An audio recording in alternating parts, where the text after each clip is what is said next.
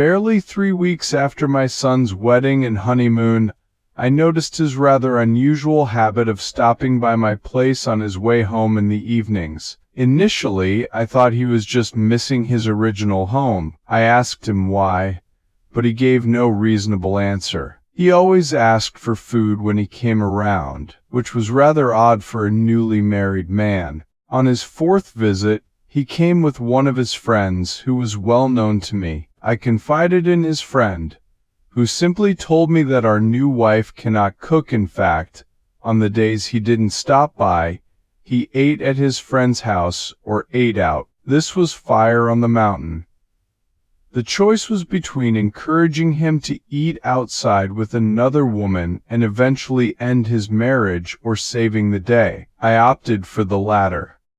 When he showed up again on Friday evening, I told him to tell his wife to see me on Saturday morning, as we needed to go somewhere together for a woman's thing.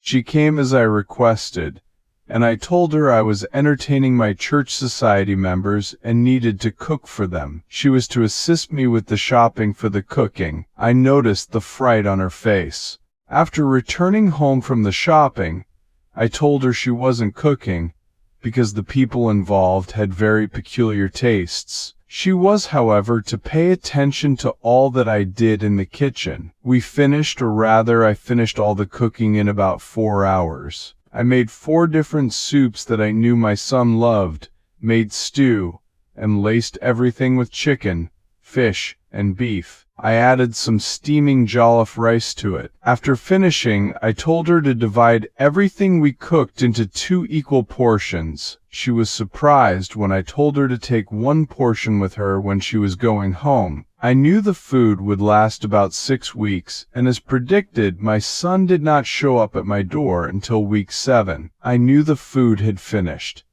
I repeated the same process again, telling him to tell his wife to see me when we got home. This, I let her do the cooking while I supervised her. I never mentioned anything to her. By the 5th time, she had gotten the hang of things even better than I imagined. On her way home, she hugged me passionately and said, "Thank you, Mum, you saved my marriage, and you never even scold me." I am told that with my son's encouragement, she is now contemplating opening a restaurant.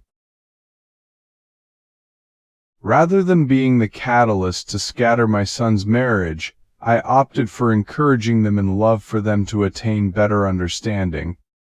Encourage someone in love today. You just might be saving something very fundamental. Please show love to someone today. If you love this video, please share and subscribe to this channel.